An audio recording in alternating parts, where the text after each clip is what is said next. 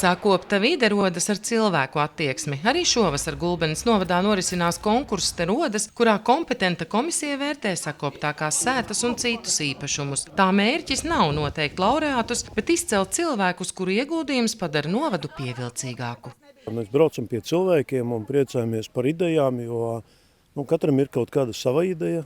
Kaut kas unikāls katram ir. Ļoti daudzās sētās mēs esam atraduši tādas lietas, ko pirmoreiz redzam varbūt tādu izpildījumu. Daudzām lietām identitāti, kā cilvēki pasniedz savu īpašumu, mājas nosaukumi, karogi, masti. Tad noteikti sakoptība, arī ēku sakoptībai sekojam un skatam, bet tas nenozīmē, ka visam ir jābūt jaunam. Ir vairākās vietās bijušas tiešām vecas mājas, viņa ir šķība un greiza, bet ja viņa ir sakopta, viņa bieži vien izskatās daudz labāk nekā jaunā māja. Šis nav tāds konkurss, kurā tur daļdārzus vērtē no profesionālā viedokļa un kur varētu kritizēt, vai priekšdārzs vai ne priekšdārzs ir izveidots pareizi un atbilstoši daļdārzniecības likumiem. Tas tāds nav.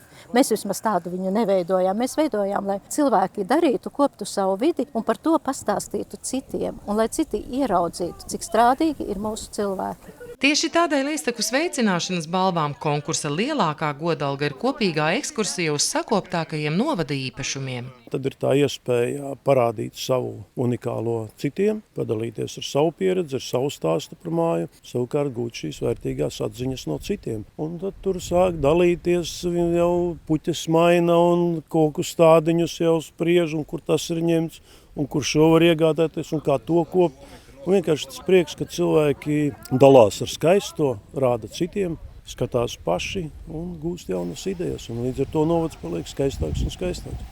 Konkursa pirmsākumi meklējami pagājušā gadsimta 90.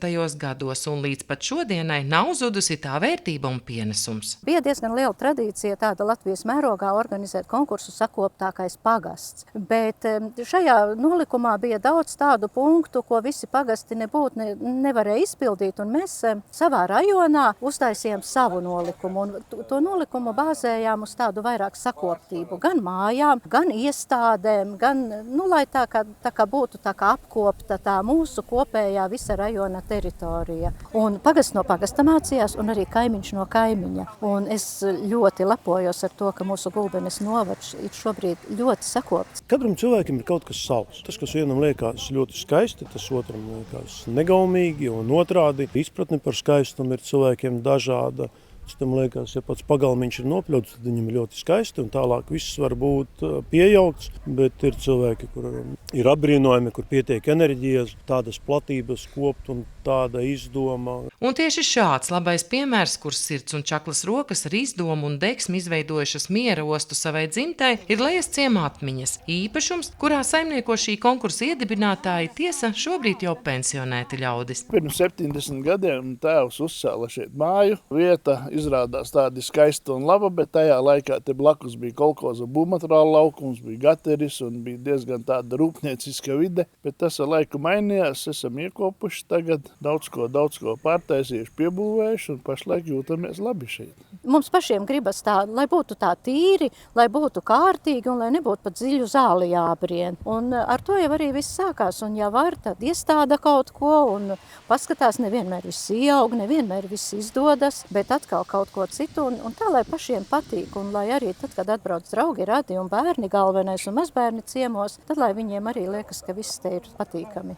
Tagad esam nonākuši ar sievu pensijā, un tad mēs mēģinam to dzīvi baudīt, un mēs baudām caur visu, pat nedaudz, pat druskai. Mēs neesam profesionāli dārznieki, neesam profesionāli bitenieki, bet mēs mēģinam tagad vīnogus audzēt. Mums ir visā pa bišķim tā, lai mēs sev varētu izaudzēt, pagaršot, vai tas patiks, vai tas izdosies. Bišķīt ir bites tāpēc, ka viņas te skaisti lido, ne tāpēc, lai mums būtu daudz medus, ko pārdot. Un tā mēs to dzīvi baudām te.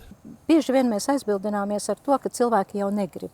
Un latviešu cilvēks ir tāds, kurš neies pats pieteikties, brauciet uz manu māju, viņš ir jāuzrunā, jāuzaicina. Un, manuprāt, vismaz tad, kad mēs iepriekš braucām, un es esmu 100% pārliecināta, ka arī šajā gadā komisija nevienu nekritizēja. Vienkārši paskatījās un mēģināja ieraudzīt to labo un skaisto, kurš ir izdarījis, un to ieguldīto darbu, ko katrs cilvēks ir izdarījis. Un gulbeniešiem patiešām ir ar ko lepoties, un lai arī komisija komisijai vēl priekšā visu pieteikto īpašumu izvērtēšana, pēc kuras tiks noteikti šī gada laureāti, jau šobrīd ir skaidrs, sakopta vide nav nejaušība. Tā ir ikdienas rūpju, pacietības un saimnieku attieksmes rezultāts. Sandra Zariņa, Andris Milnis, RTV.